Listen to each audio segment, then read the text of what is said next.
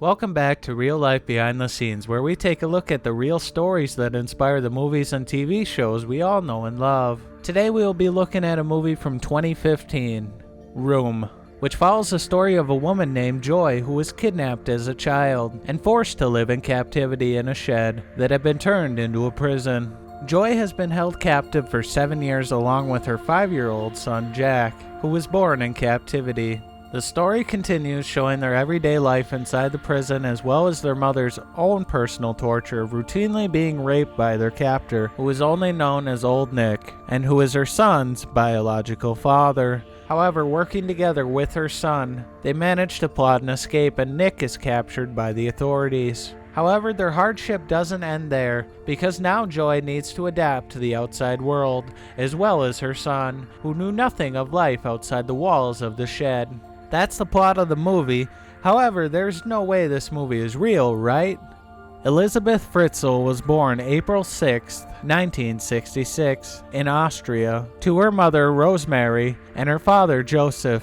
The abuse started when she was 11 years old. Her father would touch her inappropriately while her mother was out of the house, and abusing her in other ways as well. When Elisabeth turned 15, she ran away from home and went into hiding at a friend's house. She was found by police within 3 weeks and returned to her parents. However, the whole ordeal infuriated Josef Fritzl, so he hatched a plan so his daughter could never run away again. In 1978, Joseph applied for a building permit for an extension of the basement inside his home. In 1983, he added more space by creating a passageway to a pre-existing basement area under the old part of the property. Fritzl started to turn his new hidden cellar into a prison cell. The concealed cellar had a corridor, a storage area, and 3 small open cells connected by a narrow passageway. It was equipped with a basic cooking area with a bathroom, 2 sleeping areas with 2 beds each, and it covered an area of approximately 590 square feet. The cell had 2 access points, a hinged door that weighed over 1,000 pounds, which is thought to have become unusable over the years because of its weight, and a metal door reinforced with concrete and on steel rails that weighed 650 pounds. It was located behind a shelf in Fritzl's basement workshop, protected by an electronic code. To get to the prison cell, 8 doors needed to be crossed in all, of which 2 were secured by electronic locking devices. He forced Elisabeth to help him with the renovations. However, Elisabeth was unaware that this place was set to be made as her new prison. After Elisabeth held the final door in place, the last piece of the puzzle, Josef Fritzl fitted it into the frame. He then held an ether-soaked towel on his daughter's face until she was unconscious, then threw her into the chamber. This is where she would stay for over a decade. After Elisabeth's disappearance, Rosemary filed a missing persons report with the police. Almost a month later, Josef Fritzl handed over a letter to the police, the first of several, that he forced Elisabeth to write while she was in captivity. The letter stated that Elisabeth was tired of living with her family and was staying with a friend. She warned her parents not to look for her, or she would leave the country. Fritzl told police that she had most likely joined a religious cult. Meanwhile, in the cellar, her physical and sexual abuse was almost daily. The constant sexual abuse by her father caused Elisabeth to be impregnated by her father. Her first child, Kirsten, was born in August of 1988, the first of many to be born in the dungeon. Stefan, her first son, is born in February of 1990. Joseph noticed that the space in the prison was insufficient for Elisabeth and her children, and decided to put Elisabeth and her children to work digging out the soil with their bare hands. However, the captives got upgraded with a television, radio, and a VHS player. However, in August of 1992, Elisabeth's daughter Lisa is born. Joseph, knowing there is not enough space, came up with another idea. And just like that, Lisa is discovered outside the family home in a cardboard box, allegedly left there by Elisabeth with a note asking for the child to be looked after. However, this isn't the last child to be discovered by the Fritzl family. In December 1994, 10-month-old Monica is found outside the entrance of the home. Shortly afterwards, Rosemary receives a phone call asking her to take care of the child. The caller sounds like Elizabeth, but it is assumed that Fritzl used a recording of her voice. Rosemary reported the incident to the police, expressing astonishment that Elizabeth knew their new unlisted number. In April of 1996, Elizabeth gives birth to twin boys. However, one dies after less than 3 days, and Joseph removes and cremates the body. The surviving twin, Alexander, is taken upstairs at 15 months old and discovered in circumstances similar to his two sisters. In December of 2002, Elizabeth's child Felix is born. However, Joseph kept Felix in the cellar with Elizabeth and her two eldest children, because his wife could not look after another child. According to Joseph's sister-in-law, Christine, he went into the basement every morning at 9 a.m., according to him, to draw plans for machines, which he sold to firms. Often he stayed there for the night and did not allow his wife to bring him coffee. A tenant who rented a ground floor in the house for 12 years claimed to hear noises from the basement, which Josef Fritzl explained were from the faulty pipes. Over the years, Elizabeth taught her children to read and write.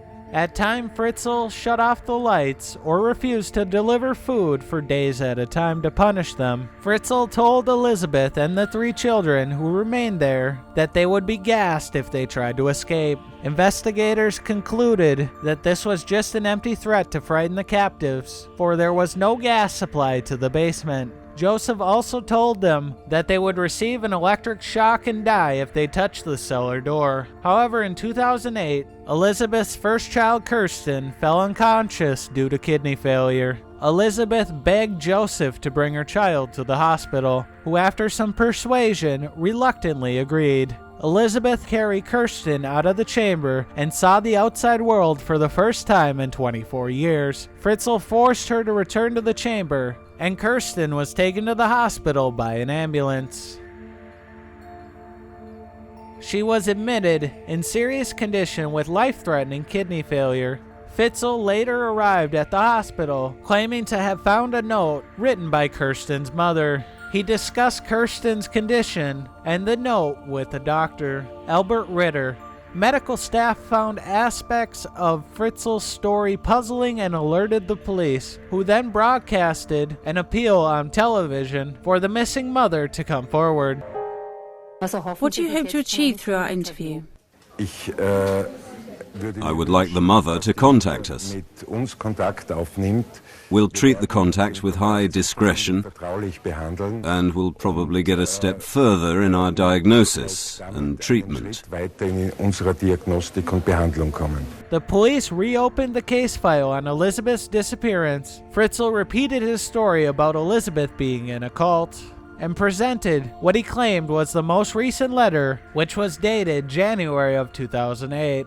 From the town of Kamaden, the police contacted Manfred Wolfhart, a church officer and expert on cults, who raised doubts about the existence of the group Fritzl described. He noted that Elizabeth's letters seemed dictated and oddly written. While the police continued their search, Elizabeth pleaded with Fritzl to be taken to the hospital. He released her from her cellar, along with her sons Stefan and Felix, bringing them upstairs after 8,642 days. He and Elizabeth rushed to the hospital.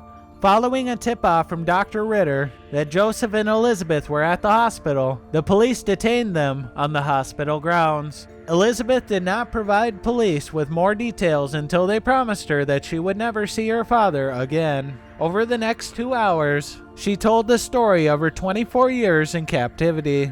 Elizabeth told the police that Fritzl raped her and forced her to watch pornographic videos, which he made her reenact with him in front of her children in order to humiliate her. Police officers finished the interview, and Josef Fritzl, at the age of 73, was arrested.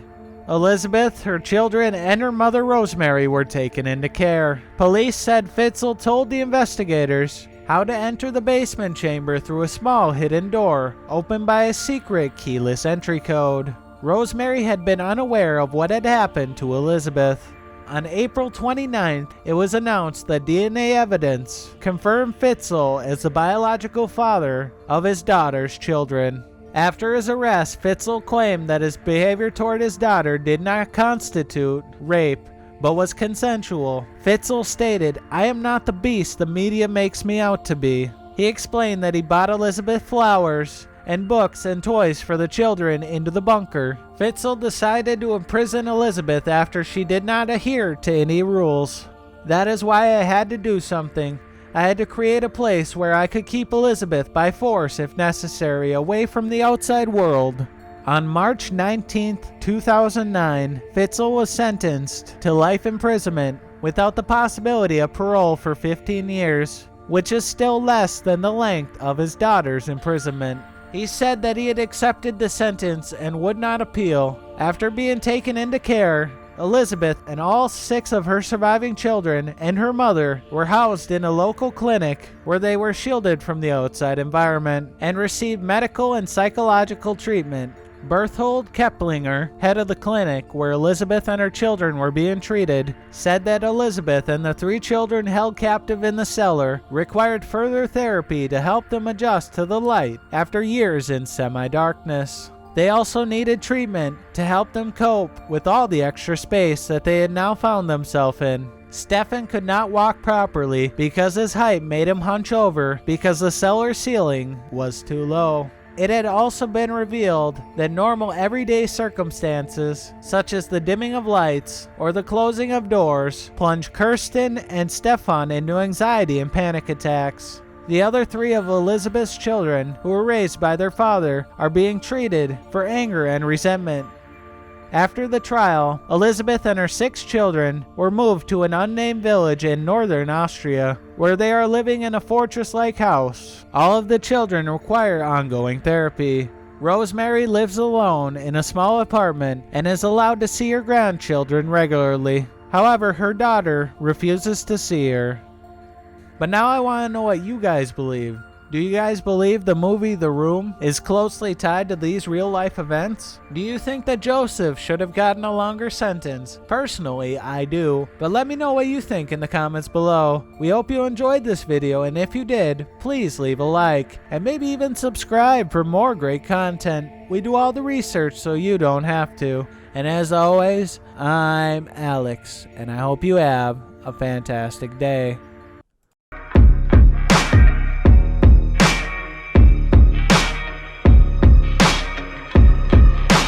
Cuts deeper than the roots of the trees that we planted in the graveyard. I don't think these scars will ever fade off. Good thing nothing seems to faze us. So numb